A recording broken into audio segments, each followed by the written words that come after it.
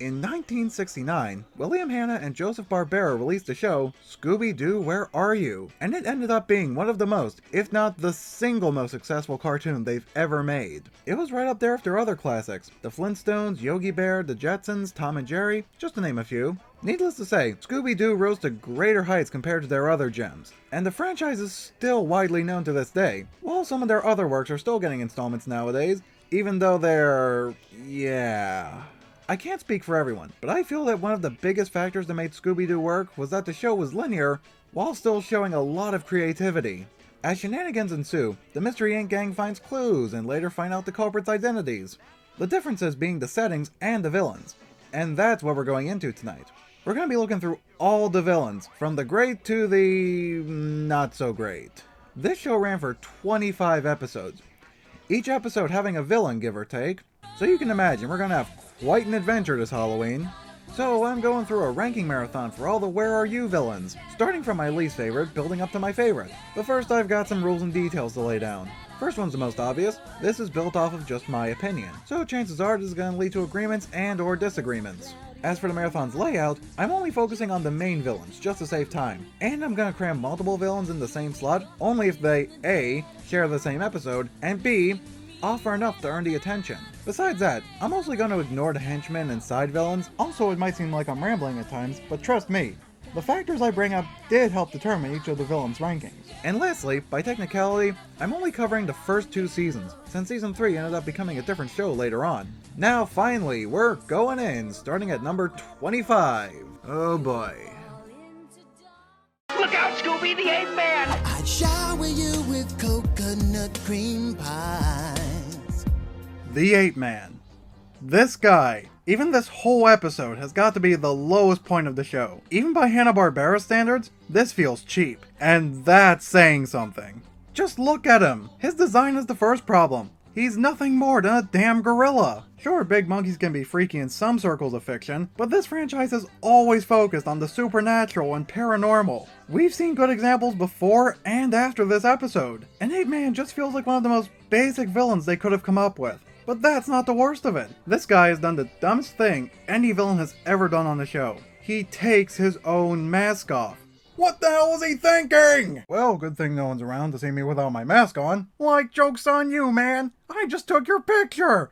Damn, I should have seen that coming. How could he think this was a good idea? And to top it off, they had to make Carl's design so obvious that everyone would know it was him. Who else looks like that? In context, it feels like he wanted to have his cover blown. And if all that wasn't bad enough, Carl's motive for starting all this was that he was triggered due to not getting the lead role in the movie, which has got to be the most childish motive any villain's ever had in this show. This whole episode just felt like a huge mistake, with more filler than usual, a rushed conclusion, and excessive padding for the last 3 minutes. On the bright side, this was the only villain who legit pissed me off. However, we're not out of the ballpark yet. There's still a ways to go until we start getting to the good villains. Zentuo. Zentuo has got to be one of the blandest villains in the show. He was easily overshadowed by everything else in this episode. And it didn't help that this episode was filled with unique elements, or unique to this show anyway. There was the car chase scene, the Austin Roberts song, or Davy Jones if you prefer, the Chinatown setting. Hell, even Zentuo's minions left more of an impression. The only thing that made Zentuo slightly interesting was his golden mask. Admittedly, it does look pretty nice, and I would probably buy it if something like that existed. But besides that, there was nothing interesting about him. His design was very forgettable, and he was lazy with his potential. At one point, he had the chance to kill Shag and Scoob, or at least threaten them with some kind of made-up ghost curse, but instead he locks them in a closet with fireworks. That should be enough to tell you this guy is full of shit. I mean, we already knew that, but I mean, in the show's context. There's not much else to say about this guy. He himself had very little to give us. Even though the episode had a lot of neat details, except for those bits that could have come off racist, this still wasn't enough to save Zentuo. The Werewolf. For the longest time, I've had wildly mixed feelings on this guy. I was struggling more on his ranking than I thought I would, more than I'd even like to admit. And yet he still ended up this low on the list. I get the feeling the show staff was starting to run out of ideas by this point, because there already was a werewolf. And this one just didn't live up to the look compared to the first one. I will say this though, the setup had a really interesting concept. The idea that a werewolf rose from the dead and pulled himself out of his own grave is rather unsettling, but still unique. And the howl he gave was pretty chilling.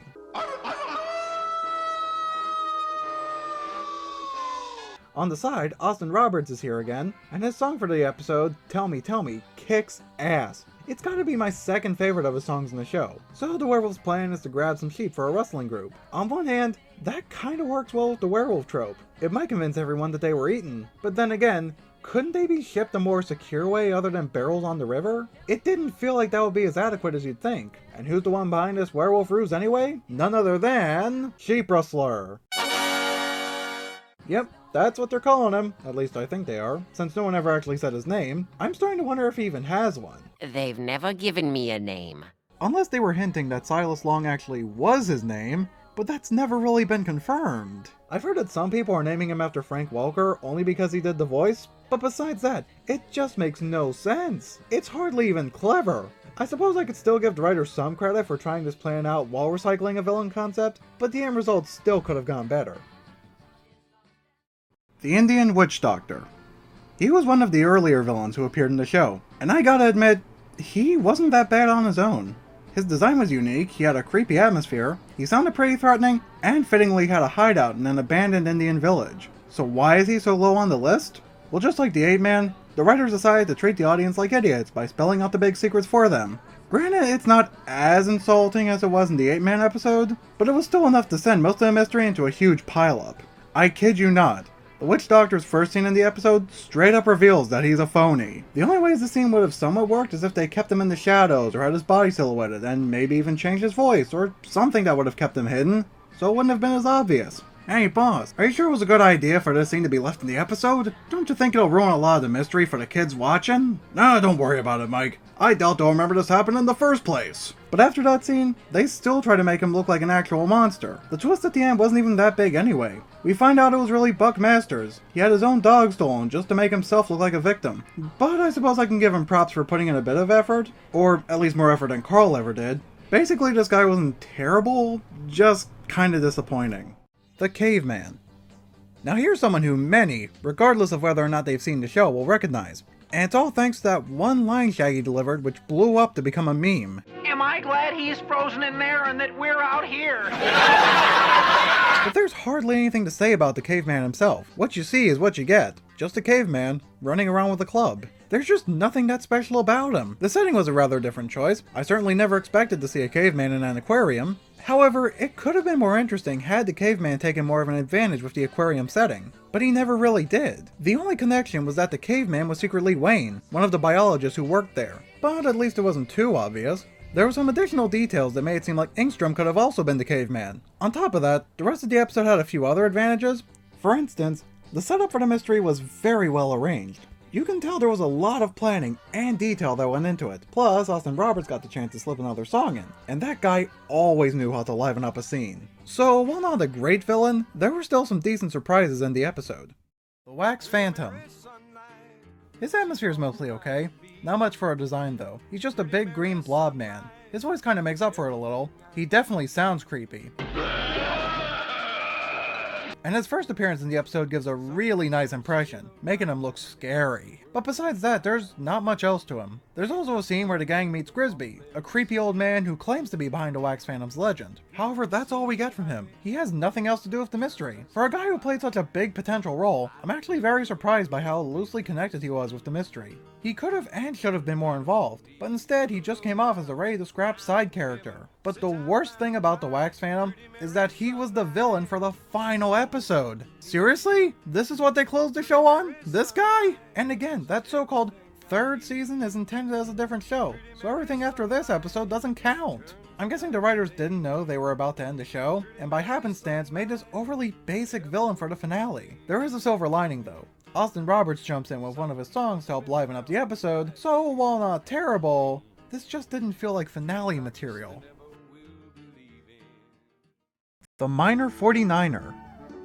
At first this guy sounds kinda promising. The idea of a ghost miner haunting an abandoned mine is a cool idea. Even if it wasn't much, he still had a nice design. A freakishly tall old man with a hat covering his eyes and a grim look to him. But that's pretty much it. In fact, out of all the villains, he's got the most human-esque look to him. He doesn't have any powers or anything like that. He's nothing more than a generic myth about a guy in the mine. But but I was a little surprised by the ending. I legit couldn't tell if he was gonna be Hank or Ben. He had Ben's height, but also Hank's color. It was somewhat possible that it could have been both of them too. But we later find out it was just Hank on stilts the whole time. Honestly, just like the werewolf, this guy was also kind of difficult to put into ranking. He was certainly memorable, but perhaps a little too simple. Elias Kingston. Here we have another early striker from the show, episode 6 to be exact. His design might be a little too simple, and apparently this guy got recolored for a later show, Speed Buggy, and had his name changed to Klug. It doesn't help that their voices kinda sound the same too. Wait a minute, they are the same! No joke! It's literally the same actor for practically the same character! What's up with that? But regardless, the design still has a bit of a nice look, and the dark colors do enhance the appeal a little, so I'm not gonna complain too much about how he looks. At least there was some effort in the design, unlike the Ape Man. So this guy's main attack is the Curse of Foxdie, or Rapid Aging if you've never played Metal Gear. And for a first impression, that sounds pretty threatening. And it should go without saying that this can be a real issue. Take Hal's Moving Castle for example. The problem was that he was trying too hard, by making only Stuart the victim with his curse, and no one else, which only drew too much suspicion to him. This just made it obvious that Kingston was Stuart. If he really wanted to throw the gang off the trail, he should have found a way to make it look like other people were getting older too. Or leave a fake corpse to make it look like it wasn't just Stuart who died from the curse. But he never did, which made it easy to call his bluff. It's revealed later in the episode that he's rather skilled with illusions and makeup, so this wouldn't have been too out of the question. This was the same problem Celeste had in Chapter 3 of Danganronpa. She wanted to play innocent and make herself look like a surviving victim, but tried too hard. As a result, she also ended up drawing too much attention to herself. These two practically shot themselves in the foot by making their mysteries way easier than they could have been. Thankfully for Elias, he had a bit more of a bright side, as they made him slightly more threatening in Be Cool Scooby-Doo. Emphasis on slightly. The Monster Trio. Hiding in a castle lies 3 of the most feared monsters known to society. Dracula, Frankenstein's monster, and the other werewolf I brought up earlier. At least this one looks better than the first one did. Oh, and there's a gypsy too. But she's not as important at the moment. The only real problem with these 3 is that it was pretty obvious that they were all the same person. You never see more than one of them in the same room. And because Dracula's the only one who talks, it was probably easier for Big Bob Oakley, the mastermind behind this case, to disguise the other 2 monsters' voices. Besides that, there's a slight nitpick and probably a legit question I have about this episode. The gang recognized the werewolf, but are they not familiar with Dracula or Frankenstein's monster? Or maybe that was just due to copyright issues. I can understand the names being trademarked, but vampire's not a copyrighted term, is it? Was there any actual problem with them saying that? Anyway, there were some details I feel the need to compliment on. If anything, the castle's design looks really nice from some shots. And I have to give bonus points to the gypsy. For starters, I wasn't expecting her to be Bob too. That actually took me by surprise. And not only that, she was voiced by the late June Foray, one of my all-time favorite actresses. And another boost for Oakley being the first culprit to deliver that iconic line. Might have gotten away with it too. If it wasn't for these blasted kids and their dog. And the rest was history. The Ghost of Hyde. On the surface level, a Jekyll and Hyde based episode seemed like an amazing idea. This is the kind of show where it would fit really well. And besides that, I'm a pretty big fan of Jekyll and Hyde in general. I've read the book many times as a kid and fell in love with the musical. Something tells me you knew I was gonna say that. So at first glance, this guy has a pretty neat atmosphere. His design's unique and somewhat interesting, and he's got a pretty intimidating laugh too. He even went through the trouble of planting his own evidence to get everyone thinking that Hyde was really Helga. But if you're familiar with the story, and I'm pretty sure you are, we all knew it was gonna be Jekyll. So yeah, the outcome was pretty obvious, but I can't blame Jekyll for trying. The only downside is that Jekyll did a very poor job on hiding his secret weapon, which was nothing more than suction cups. Fuck you! You can't kill Suction Cup Man! Look at me go! But I'm willing to give brownie points to this episode, as this was where Austin Roberts made his debut on the show's staff, and his kick-ass songs really help enhance the show's charm. And they took a lot of advantages with the Jekyll and Hyde story elements. Those were a very nice touch in general. So even if this guy wasn't all great, the episode itself was a pretty decent way to start season 2. The Puppet Master. One word can describe this guy.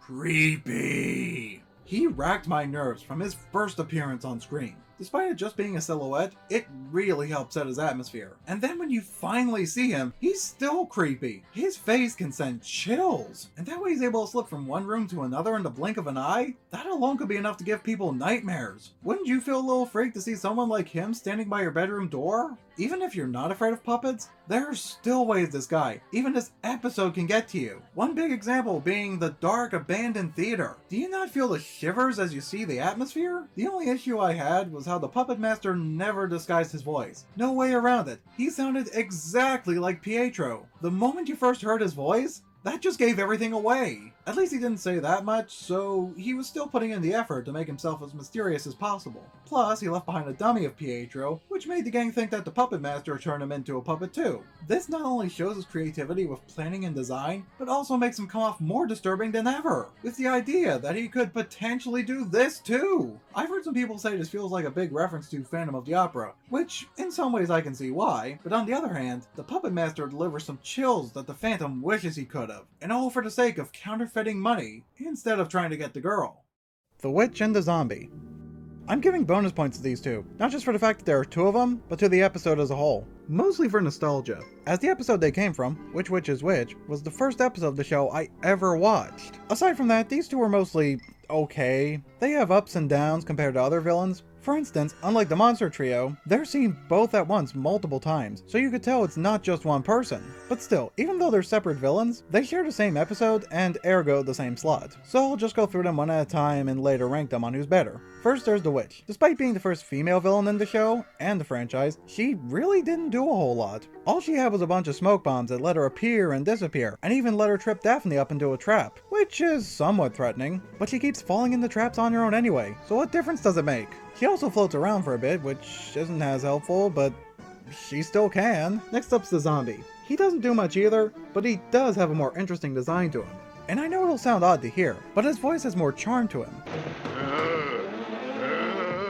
While the Witch sounds like a stereotypical witch, which is a little cliched. And in the end, it was no secret that Zeb and Zeke were behind this, since there were no other suspects in this episode. So even though nothing stood out too much, the episode still helped me to understand the show's structure, the characters, and the systems for stumbling upon and solving mysteries. I still feel it was a decent first experience. The Snow Ghost. Here we go, the villain for the Season 1 finale. He wasn't anything too special, but he made an alright conclusion for the season. Although, I have to get this out of the way, it was kinda obvious that the hotel owner, Mr. Greenway, was gonna be the Snow Ghost. But not painfully obvious like the Ape Man, or just standard obvious like the Puppet Master, but you could still tell who was behind the mask. Like a lot of other suspects, he knew the most about the Snow Ghost, besides Fu-Lon Chi. Well, that and Mr. Lee seemed like a possible suspect too, but when you look at all three of them at once, who seems most likely to fit the costume? I rest my case. On the other hand, it did look like Lon Chi could have been involved with the mystery, considering how closely connected he was with the Yeti, but he was nothing more than just a common witness in the end. The Snow Ghost may have a silly look to him when you first see him in the opening scene, but there's more to him than meets the eye. Around the beginning, Mr. Greenway scares the gang by telling them that the Snow Ghost knows how to turn people into ghosts, which he later on does to Shaggy. See? This goes back to what I was saying earlier about Kingston. Had he used this kind of thinking, that would have made him far more threatening. Maybe it's just me, but despite Stewart seeming to know more about effects with paint, Greenway seems to end up with the more thought out plan. He also has the power to fly, which was later revealed to actually be gliding with the help of transparent skis. And that just sounds awesome. First off, the transparent skis, which I heard exist even though I couldn't find much on them, but that sounds like a really neat idea. Also, who knew someone with Greenway's body structure could ski so perfectly? Then again, I was never the best skier, so what do I know? Needless to say, while not the best, the Snow Ghost still comes off as a somewhat cool guy. The Phantom. This is the closest we ever got to a typical ghost design. At best, it's neat. The transparent effects are very well done, and at, well, not so best. It had the potential to be scarier than it ended up being. Well, okay, there was one scene that made me jump. The way he quickly closes in, it feels like he's lunging right for us, the viewers. But besides that, there wasn't much else. I just didn't find him that scary in general. His voice and laugh were pretty interesting, and his walking through the wall skill was more cool than freaky. But the overall design just didn't give as much of a spook as it could have. He had the potential to come off more threatening. There's another villain who perfectly shows that, which I'll get to later on. I remember the first time watching this as a kid, I just snickered whenever he was on screen. But that was just part of the guy's charm, and that's why I like him so much. And I gotta hand it to Bluestone. He seemed like a pretty good sport after getting caught, especially when compared to everyone else. But there's still one thing on my mind after watching this episode. Whatever happened to Vasquez? There was a lot of build-up on him and his treasure, but they never got any closure. If Warner Bros. Wanted to keep making more spin-offs and movies on this franchise, how about one where we learn about Vasquez's story? Not only would that be completely unexpected, but it would work as a great response to the longtime fans. Anyone else feel that? The Witch Doctor. A different Witch Doctor. To say the least, this guy was far better than the Indian Witch Doctor, and just a great villain in general. For starters, out of every villain in the show, he made the best possible entrance. The sky turning red made for perfect timing, and the ghost drums greatly added to the effect. Though, come to think of it, they never exactly explained what was going on with those drums. They weren't really haunted, were they? It was very smart of Sims to hire someone to fill in as the Witch Doctor for his first appearance. That made it more like the Witch Doctor was going to be anyone but him, especially since he was still there as it was happening. Anyone would have sooner suspected that it was going to be the strange, unnamed old man, who later turned out to be a lieutenant in disguise. And let's not forget the literal big obstacle in this mystery, Monotiki Tia himself. No contest, he was the biggest physical threat they encountered at the time. Of course it was obviously mechanical, but no one knew who was driving him around. The Witch Doctor also created one of my favorite scenes in the whole show. I was laughing more than I thought I would. His reactions to the multiple gags coming out so fast was surprisingly amusing. So yeah, this guy had some funny moments, but could still be threatening at times. Which is some great chemistry, but I feel there's another villain who did a better job at this, who we're slowly coming up to. The Spooky Space Kook, or the Ghostly Spaceman. This is one of the later villains I've seen in the show. As a kid, I was trying to stay away from his episode, just because of how freaky he looked. Nowadays, I still think he's freaky, but also pretty awesome. He's not as unsettling as the Puppet Master, but certainly more memorable. First detail to bring up is his laugh. Yeah, I know it's just a Phantom's laugh, but still, it fits so much better with this design. When you saw the Phantom, the voice fit the look, "Now you will not escape me," but not so much the laugh. And the whole atmosphere was so interesting too. The idea that they had to confront an alien was so neat, and at an abandoned airfield too? It's a little random, I admit, but still makes a bit of sense, especially when you see him park a spacecraft, or holographic spacecraft as it's later revealed. But props to Henry for being able to get a 3D projection. That's the kind of planning you need to make a good villain. There's only one issue I have with this guy. It has nothing to do with the Space Kook himself, but more so the animation. Maybe I'm alone here, but as cool as he looks, it gets kinda stale seeing him in the same pose with the same walk cycle so many times. And yeah, I know we're dealing with Hanna-Barbera here, but besides the looped Mystery Inc. bits, which I've gotten used to at this point, the Space Kook was a one-off character. He had more animation potential, but seeing him in the same pose and at the same angle after the 4th time, it really starts losing its touch. But overall, this guy was another unique villain, and apparently others find him iconic too, considering the appearances he's made in later generations. The Black Knight. Here he is, the one that started it all, the villain from the very first episode. And my god, he left a great first impression. Here we get a mystery with a somewhat Night at the Museum feel to it, despite the lack of the tablet or Ben Stiller, thank god for that. So according to the legend, the Black Knight wakes up at a full moon, and that alone sounds pretty concerning. And when he starts moving, oof, that really gets the chills going. And because this was the first episode of the show, I'm sure no one would have guessed that the Knight was just going to be some guy in a costume. Though in this instance, it was kinda easy to guess it would have been Wickles. Just like a lot of other culprits, he knew the most about the Knight's myth out of everyone that the gang ran into. Plus, he was the head of the museum, so it would have been no problem for him to get in. As a side note, it's surprising how Wickles never shows any concern toward the museum property that got busted. You'd think that would reflect on him too. Even still, the Black Knight was an amazing start to the show, and the whole franchise. The Phantom Shadow. The very definition of nightmare fuel. They freaked me out to no end as a kid. That's right, I said they. There's more than one of them! These two are the only villains who managed to scare me more than the Puppet Master. They've got the scariest designs and laughs of any villain in the show, and those chain sounds really add to the chilling atmosphere. And ironically, the culprits happen to be named Creeps and Crawls. No one would want to stay in a house with them. Unfortunately, Scoob has to in order to win $1 million fortune. Well, then, they also have to solve the mystery as always. By the way, said fortune ends up being Confederate money. Wow.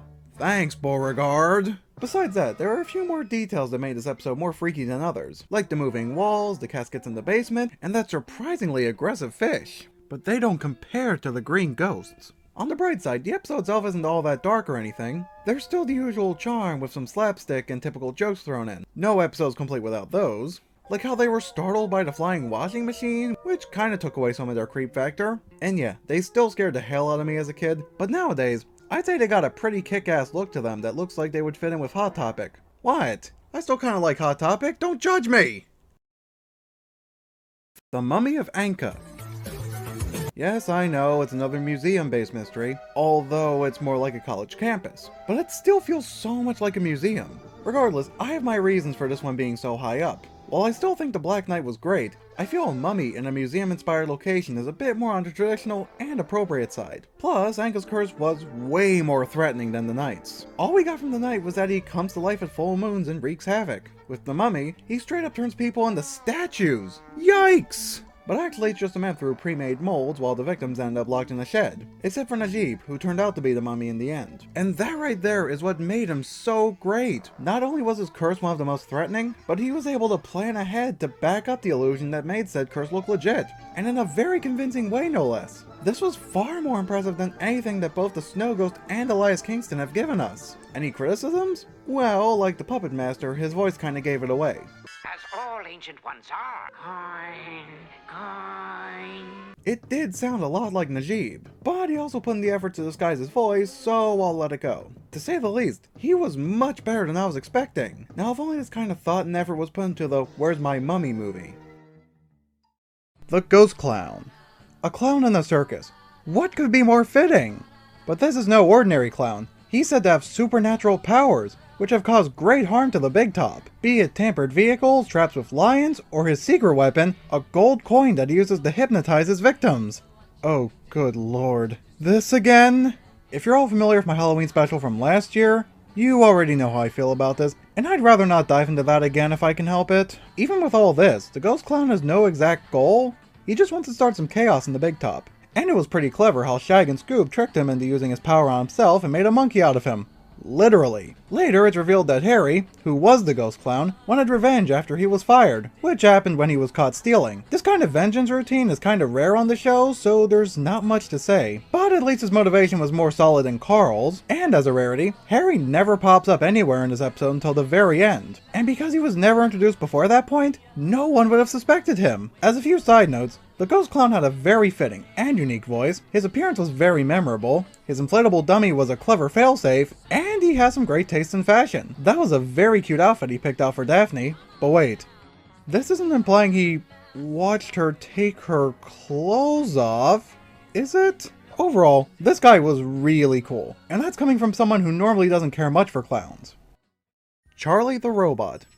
While probably not the best villain, he's definitely the most unique, which I'll get to in a bit. So Funland seems to be powering up and running on its own. At first the gang thinks the park's haunted due to all this happening out of the blue, but by the end it's revealed that Charlie's the reason for all this. And we also find out that Charlie's not even much of a villain. He turns out to be a robot. That's right, for the first time, they're trying to stop something that's not even human. In this context, he has no evil intentions, or any intentions at all for that matter. He just ran into a case of sabotage, but the results were awesome. He practically goes full-on Titan, showing off his super strength and speed, and is immune to pain. Even if it's not his own doing, he's still a trooper in my book. As I said, Charlie's not much of a villain, because instead, the position of a villain in this episode has been given to Sarah, who goes out of her way to sabotage her own brother's project. That's awful! Did she ever even bother discussing this with Mr. Jenkins? If not, that makes her slightly worse. If she has, then this was still pretty desperate of her.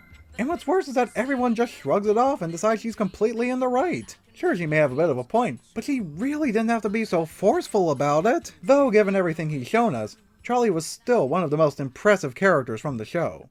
Captain Cutler.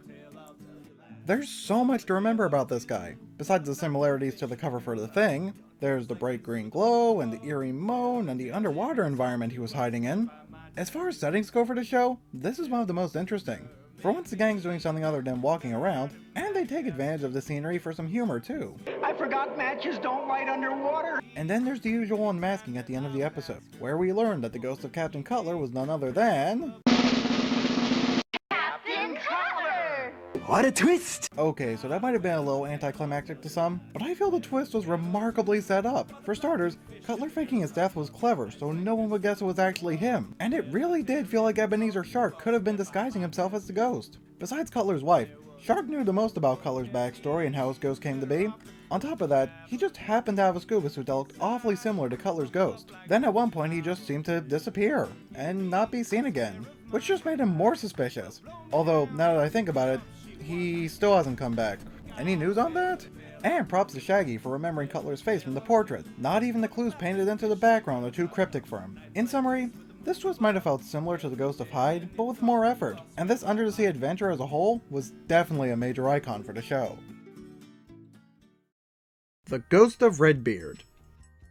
Speaking of ocean villains, we're transitioning from under the sea to right on top of it. I'll bet that small pirate appearance from the Puppet Masters episode must have inspired the staff to make a full-fledged villain with that atmosphere. As a result, we got Redbeard. And boy, there was so much awesome to him. First off, there's the dry ice which helped create the fog to set up his eerie entrance. That's some great attention to detail. Then there's his floating sword, which was one of his most impressive features. I sure wouldn't want to run into that. But even though Fred says it ran on wires, I'm still kinda skeptical. Look how fluently it moves. You're telling me all this was wire operated? I can't help but feel that there were some other shenanigans going on. As for the setup, Magnus thought outside the box by making a higher profit off his own products, and making it look like a raid. Besides that, the butler made a very convincing red herring. His face and voice were kinda similar to Redbeard's, and he felt like the suspicious type in general. And in true pirate fashion, Redbeard got his own ship and crew. Yes, another villain with henchmen. But unlike Zentuo, Redbeard has provided enough to show who's boss. He even gave Shag and Scoob a chance to live when he had them cornered, believing they can't escape him. That's some real confidence. And Magnus seemed to have some fun with the pirate routine, judging by some of his lines. Stop your sniveling, or I'll make you walk the plank. Redbeard was definitely one of the most threatening, but neatest pirates to travel the 7 seas. The Headless Spectre. Even with such a simple look, this guy is full of surprises. So the context is that this guy is supposed to look like Jefferson Stillwell, the original owner of the mansion he's haunting. The difference is that he's implying at one point that he literally lost his head. Then there's the Spectre's reveal, which leads to what made him so memorable. It turns out he was Penrod Stillwell. Great-great-great-grandson of Jefferson Stillwell. And for the first and only time in the show, he was the first villain, or human villain at least, who didn't have any malicious intentions. Unlike Charlie, he had his own goal, but it wasn't exactly meant for harm. Penrod just wanted to protect the mansion, and a large fortune that was left behind for him. The money was left solely for him. With that in mind, it actually makes his decisions completely understandable, and in some ways, also justifiable. To add on to the twist, this mystery also had a red herring, Asia Shanks. Once again, he knew the most about the Headless Spectre out of the suspects they ran into, despite him being the only one, but it turned out to not be him. Although he's not completely innocent, they later find out that he snuck into the mansion and made a racket looking for Penrod's fortune. I'm actually impressed. Even though the setting and Spectre's design were neat already, they managed to deliver such a great villain. And yet, even with all that to say, there's one more villain to dive into, one who was just a little bit better. And by process of elimination, number 1 has gotta be the Creeper. Here he is, the show's MVP, one of the longest lasting survivors who ran on for numerous generations, and for good reasons too. Sure, his look might not seem as creative as the Headless Spectre, since the majority of his colors are just shades of green, but even still, they blend pretty well. Maybe it's just me, but his run cycle is a little fun to watch, and kinda fun to do as well. As a whole, this guy's appearance is what I consider to be the perfect chemistry. He can be very threatening in one scene, but can still come off comedic in another, without it feeling off. And as a side note, even though it wasn't intentional in the slightest, I still thought the bank guard was going to be a bigger part in the mystery. It seemed like he was going to help with the setup, like maybe he was in some sort of deal with Carswell. For the first time in the show, I was actually surprised by the outcome, even with very little planning. Hell, given the atmosphere, it was also very likely that the Hermit could have been involved. That's the power of this guy's atmosphere. I highly enjoyed the Creeper as a kid, and this icon still holds up very well nowadays. All this makes him my favorite villain throughout the show.